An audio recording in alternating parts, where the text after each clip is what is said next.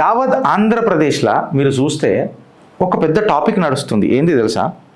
Topic ఏంటంటే Lulu mall. తెలంగాణలో కూడా ఈ లుల్లు మాల్ బాగా నడుస్తున్నది పంచాయతీ. ఏంద్రాబాయి అని చెప్పి చూస్తే అందులో మా చంద్రన్న బయటపడ్డాడు. అయితే మొత్తం కథ అంతా చదివిన తర్వాత ఒక క్యాప్షన్ నాకు గుర్తొచ్చింది. లుల్లు మాల్ని సింపుల్గా డిఫైన్ చేయాలని అంటే, లులుకి బాబు గారి ధీమా, లులుకి బాబు గారి ధీమా, బాబు గారికి లుల్లు భీమా అని చెప్పి మాట్లాడుతున్నారు. ఎవరు? రాజకీయ నిపుణులు. నేను మాట్లాడతలేను, పేపర్లలో వచ్చిన కథనాలు తీసుకుంటున్నా. అయితే ఇప్పుడు ఏందనంటే లుల్లు మాల్ మళ్ళీ వైజాగ్ విజయవాడకు రిటర్న్ వచ్చిందట. వెనకటికేమో మన చంద్రబాబు గారు ద గ్రేట్ విజనరీ, ఆయన కలగన్నాడంటే అది సాక్షాత్కారం అయిపోతుంది. ఎందుకనంటే ఇక ఆ కళలను చెరిపే తత్వం కాలభైరవుడికి కూడా లేదు. బికాజ్ ఆయననే కాలచక్రం ఆయన ఊహించుకుంటాడు అట్లా. సో ఉండొచ్చు కూడా, నేను కాదని అంటలేను. నిజంగా చెప్పాలంటే అంటే అన్నీ నేనే చేసినా అని అంటారు చూడు, నాకు అదే జర కొంచెం హజం కాదు. హాజ్మోలాలు వేసుకున్నా హజం కాదు. అయితే ఇప్పుడు ప్రాబ్లం ఏంటంటే వెనకటికి ప్రింట్ మ్యాగజైన్లో వచ్చిన కథనాలు 27 మార్చ్ 2025కి వచ్చిన కథనాలే తీసుకొని మాట్లాడుతున్నా. నా సొంత తెలివి నేను ఎప్పుడు పెట్టదలుచుకోలే కూడా. తెలుగు పేపర్లలో వచ్చిన కథనాల ప్రకారం ఏంటంటే చదరపు అడుగు రూపాయిన్నరకు చదరపు, అది కూడా కమర్షియల్ ప్లాట్లు వస్తున్నాయని అంటే గుంతలకిడి గులగులగుల హూ హా ఆడల్లా వద్దా ఫ్రెండ్స్? దీనికంటే సంబరం ఏముంటుంది? కట్ చేసి సీన్ లోపలికి పోతా చిరునవ్వు వెనకాల ఏమున్నది అని చెప్పి మనం ఆలోచిస్తే తెలంగాణ నుంచి మొదలెడదాం. ఫస్ట్ ఇల్లు గెలిచి రచ్చ గెలవాలని అంటారు కదా, మన దగ్గర చక్కదనాలు ఎట్లున్నాయో ఒకసారి ఆలోచించి పోదాం. ఆంధ్రాకు పోదాం. లుల్లు మాల్ ఏం చేసిందంటే 3500 కోట్లు ఇన్వెస్ట్ చేస్తానన్నది. నేననలే, లుల్లు మాల్ కూడా అన్నాడు. ఏ పేపర్లో వచ్చింది? హిందూ పేపర్లో వచ్చింది. ఎప్పుడు వచ్చింది? 26 జూన్ 2023కి వచ్చింది. నేను 3500 కోట్లు ఇన్వెస్ట్ చేస్తా, నాకు భూములు మాళ్ళు జర తెలంగాణలో ఉంటే పీరే అని అన్నారు. లుల్లు గ్రూప్ చెప్పింది. మేజర్ ఇన్వెస్ట్మెంట్లు 3500 కోట్లు పెడతానన్నారు. ఇప్పటిదాకా ఎంత పెట్టిర్రు రాబాయ్ అని అంటే, మంజిరా మాల్ దగ్గర లుల్లు మాల్ పెట్టినరు. మళ్ళీ 2000 మందికి ఉపాధి కూడా కల్పిస్తానన్నారు వీళ్ళు. ఇగో డెస్టినేషన్ మాల్ ప్రాజెక్ట్ 2000 crores 2000 మందికి ఇగోటి రాసింది చూడు, ఎంప్లాయింగ్ అరౌండ్ లుల్లు మాల్లో 2000 పీపుల్. ఇది నేనంటలే, Deccan Chronicle, Hindu, Reddit Chronicle అన్నిట్లలో వచ్చిన కథనాలే తీసుకొని వచ్చి మాట్లాడుతున్నా. కట్ చేస్తే తెలంగాణలో 3500 కోట్ల పెట్టుబడి, 2000 మందికి ఉద్యోగ అవకాశాలు అండ్ డెవలప్మెంటల్ ఎక్సెట్రా ఇవన్నీ ఇక మీరు తీసుకోండి. వీళ్ళు యాక్చువల్గా ఎంత ఇన్వెస్ట్ చేసిర్రు అని అంటే మంజిరా మాల్ ఎక్సెట్రా ఆడ 300 కోట్లు పెట్టిండ్రు. మన మీట్ ప్రాసెసింగ్ ప్లాంట్ ఆల్మోస్ట్ ఇప్పుడు అయిపోయికి వచ్చిందంటే చెంగిచెర్లలో, అది 200 కోట్లు. అంటే ఎంత పెట్టిర్రు వీళ్ళు తెలంగాణలో ఇన్వెస్ట్మెంట్? 500 కోట్లు పెట్టిర్రు. ఎంత పెడతానన్నారు? 3500 కోట్లు పెడతానన్నారు. అంటే 3000 కోట్లు ఇప్పుడు ఏమా కంకిల పొట్టు. ఈ లెక్క ప్రకారం ఎంతమందికి వాళ్ళు ఉద్యోగాలు ఇచ్చిర్రు అని అంటే కంకిల పొట్టు.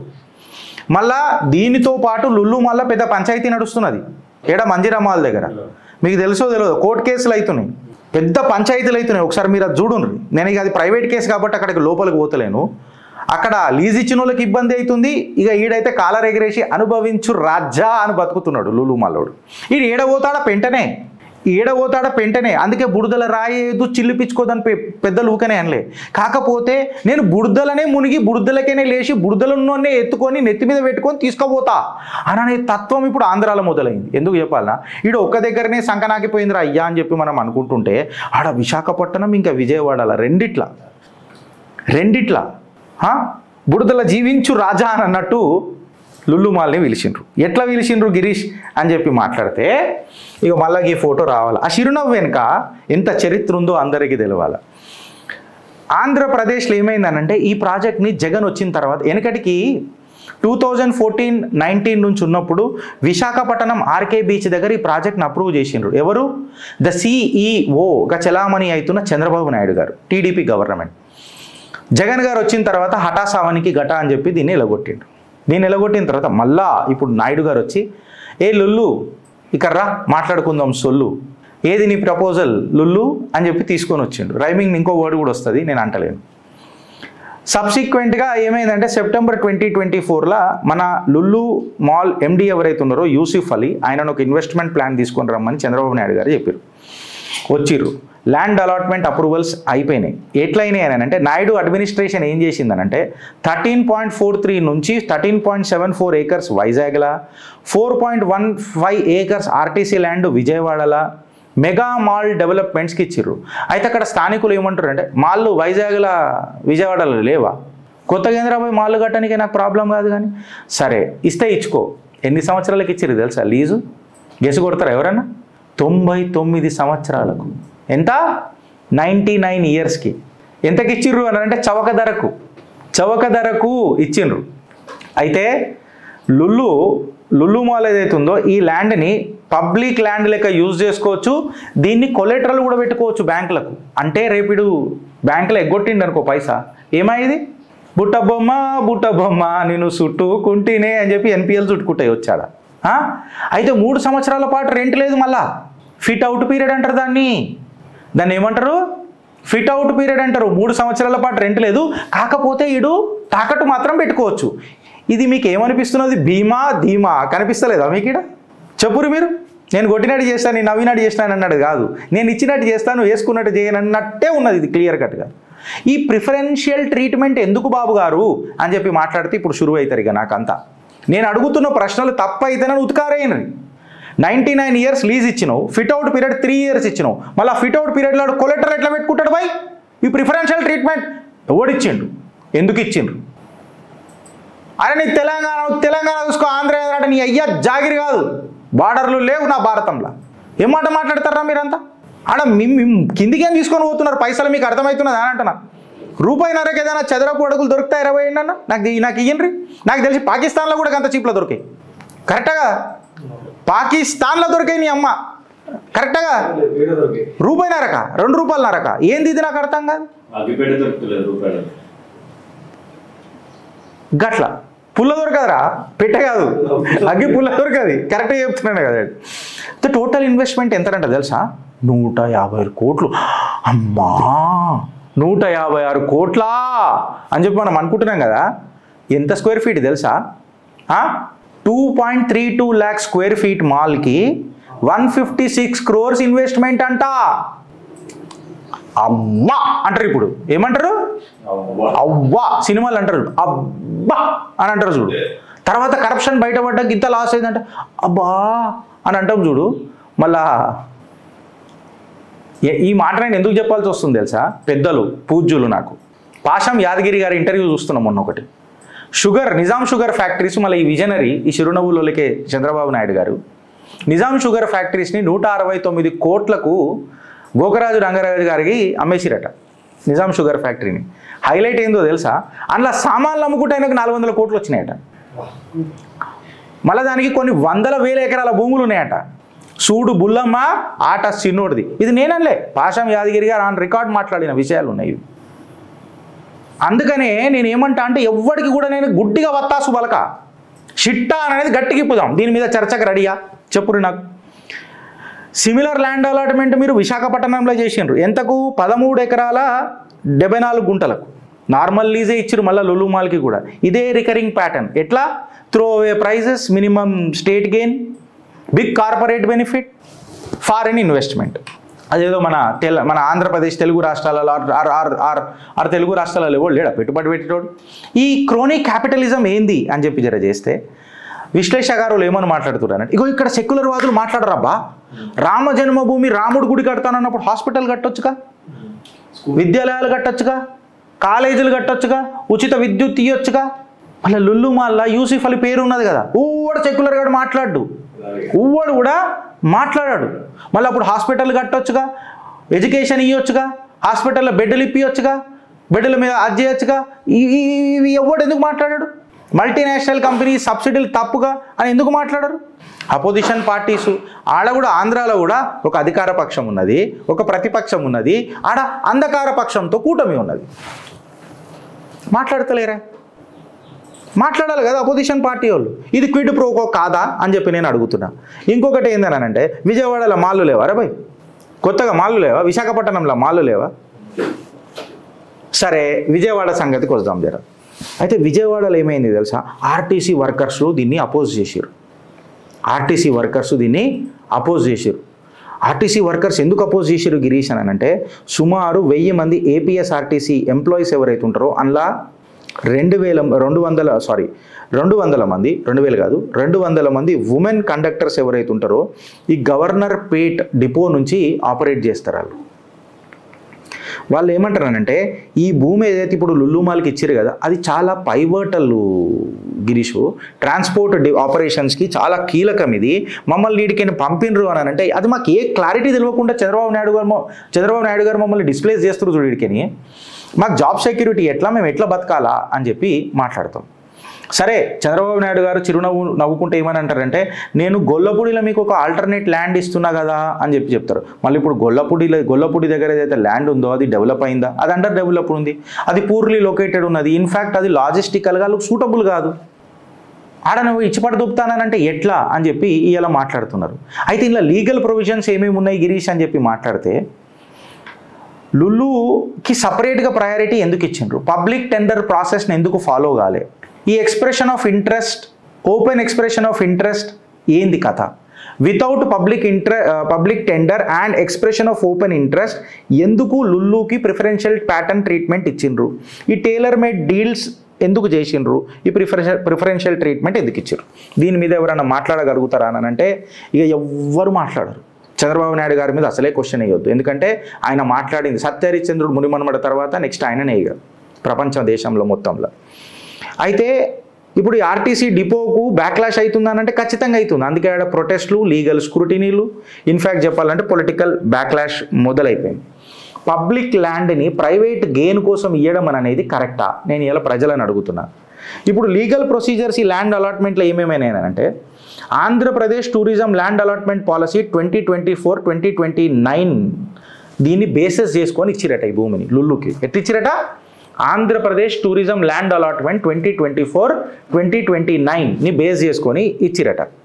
బట్ అది అర్బన్ కమర్షియల్ రీటైల్ మాల్స్ని కవర్ చేస్తుందా అని నిపుణులు అడుగుతున్నారు, నేను కాదు. కథనాలు వచ్చినాయి అబ్బా, కథనాలతోనే నేను అడుగుతున్నా. ఇది అర్బన్ కమర్షియల్ రీటైల్ మాల్స్కి వస్తుందా? మళ్ళీ ఆర్టీసీ ల్యాండ్ని టూరిజం డెసిగ్నేటెడ్ ల్యాండ్గా ఇవ్వచ్చా?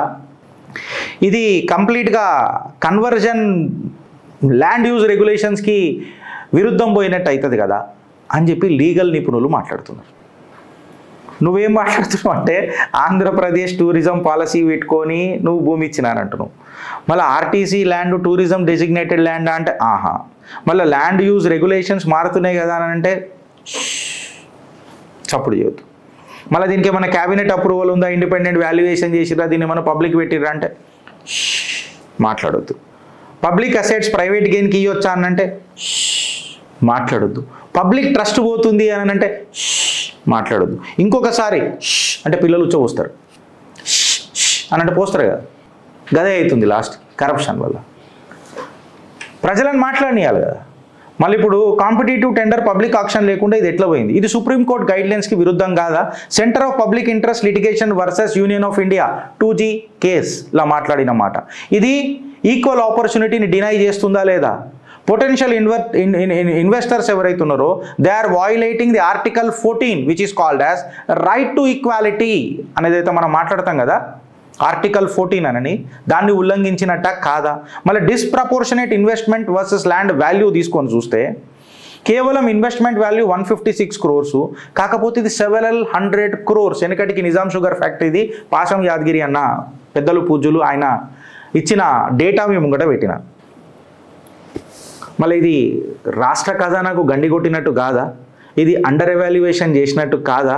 మళ్ళా రాష్ట్ర ఖజానాకు గండి కొడితే దీన్ని అండర్ ఎవాల్యుయేషన్ చేస్తే రాజ్యాంగం ప్రకారము ఆర్టికల్ 38 అంటే state duties to minimize inequalities and public wealth, దీన్ని వైలేట్ చేసినట్ట కాదా? ఏమని తీర్పు వస్తుంది అడిగే నీకు? మళ్ళా ఏపీఎస్ఆర్టీసీ ల్యాండ్ ఇది, ఆర్టీసీ బోర్డు కన్సెంట్ తీసుకున్నావా అని అంటే ఏం జవాబు వస్తుంది? కంపెన్సేషన్ ఇచ్చినవా? అంతే కదా, ఆన్సర్లు వస్తున్నాయి నీకు. నేను అడిగిన ప్రశ్నలే అడుగుతున్నా. దాని తర్వాత మళ్ళా ఆర్టీసీ ల్యాండ్లో నాన్ ట్రాన్స్పోర్ట్ ప్రైవేట్ మాల్ ఎందుకు కడుతున్నారు అని అంటే మళ్ళా ఆర్టీసీ భూమిలో నాన్ ట్రాన్స్పోర్ట్ మాల్ కడితే సెక్షన్ 81 of the road transport corporation act 1950ని ఉల్లంఘించినట్టు అవుతుంది కదా అని అంటే బుంగమూతు పెట్టుకుంటాను మళ్ళా. సోషల్ ఇంపాక్ట్ అసెస్మెంట్ అవుతుంది. ట్రాఫిక్ మేనేజ్మెంట్ ప్లాన్ ఏమన్నా తీసుకున్నారా దీని కన్సిడరేషన్కి? ఎందుకంటే ఇక్కడ లులు మాల్ ఇక్కడ పెట్టిరు కుక్కడపల్లిలో నెత్తి విక్కుంటున్నారు పాపం పోలీసు వాళ్ళు అందరూ ట్రాఫిక్లో. మళ్ళీ దానికి ఏమన్నా తీసుకున్నారా అని అంటే తీసుకోలేదు. మళ్ళా సుప్రీంకోర్టు ఇంకా హైకోర్ట్స్ రిపీటెడ్గా public property must be disposed transparently preferably via auction or tender అని చెప్పి RD Shetty versus international airport authority. మళ్ళా ఇవన్నీ ఉల్లంఘిస్తే కంటెంప్ట్ ఆఫ్ కోర్ట్ అవుతుందా కాదా? పిల్లేసిర్రు స్టే తీసుకురావాలని. కాగ్ని ఇంకా జ్యుడిషియల్ రివ్యూని పెట్టాలా అని చెప్పి వాళ్ళు కోరుతున్నారు. ఏపీఎస్ఆర్టీసీ ల్యాండ్ మాది మాకు రిస్టోర్ చేయాలా, పబ్లిక్ ఆక్షన్ చేయాలి ఏమైనా చేస్తే అని చెప్పి చెప్తున్నారు. ఫ్యూచర్ కమర్షియల్ ల్యాండ్ అలాట్మెంట్ చేయకుండా దీన్ని అమెండ్మెంట్ చేయాలా, మ్యాండేట్ పాలసీ తీసుకురావాలా అని చెప్పి చెప్తున్నారు. హైకోర్టు జూలై 2025 నాడు మళ్ళీ చంద్రబాబు నాయుడు సర్కార్కి కొన్ని ప్రశ్నలు వేసింది. ఫుల్ జస్టిఫికేషన్ ఈ ప్రాజెక్ట్ది మాకు కంప్లీట్గా పబ్లిక్ ఇంట్రెస్ట్లా ఫైల్ చేసి పెట్టుర్రు అని చెప్పింది. లీగల్ కంప్లైన్స్ ఏదైతుందో ఆర్టీసీ ల్యాండ్ని వితౌట్ వ్యాలిడ్ అప్రూవల్స్ ఎందుకు డైవర్ట్ చేసిండ్రు దాని మీద జస్టిఫికేషన్ ఇవ్వనన్నది. ఏవైతే principles of transparency, equity and public benefit ఉన్నదో దీని మీద వైలేట్ చేసినందుకు మీ సమాధానం ఏంది అని చెప్పిండ్రు. వాల్యుయేషన్ రిపోర్ట్స్ పెట్టమన్నారు, పాలసీ డాక్యుమెంట్స్ పెట్టమన్నారు, క్యాబినెట్ మినిస్టర్స్ది క్యాబినెట్ మినిట్స్ది ఆమోదం ఏదైతే ఉంటుందో అది పెట్టమన్నారు. పెడతారా పెట్టరా? ఆలోచిస్తారా లేక అనుభవిస్తారా? ఫ్రెండ్స్, నాకు ఒక డిమాండ్ ఉండే కదా చిత్రగుప్తికి, అన్న అప్పుడప్పుడు ఆంధ్ర న్యూస్ తీసుకోమనని. నేను తీసుకుంటున్నాను. చిట్టా నేను ఎవరిని పర్సనల్గా టార్గెట్ చేస్తలేము, ఉన్నది చెప్తున్నాం. ఆర్టీసీ వర్కర్లు నాకు అక్కడి నుంచి ఫోన్ చేశారు. విజయవాడ ఏపీఎస్ఆర్టీసీ వర్కర్లు ఫోన్ చేశారు, అబ్సల్యూట్ డేటా ఇచ్చారు. లీగల్ ఒపీనియన్ తీసుకున్నాక మాట్లాడితే పోయి కథలు, దాని తర్వాత ప్రింట్లు వచ్చిన కథనాలు, పేపర్లలో వచ్చిన కథనాలే తీసుకొని మాట్లాడుతున్నాం. ఫ్రెండ్స్, ప్రజల పక్షాన నిలబడుతుంది చిత్రగుప్త్, పాలకుల పక్షాన కాదు. బికాస్ అసలైన సిసలైన నాయకులు ఎవరు అంటే ప్రజలే పరిపాలకులు.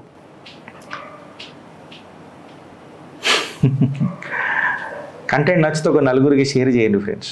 ఇది గరీబోడు జీవితం.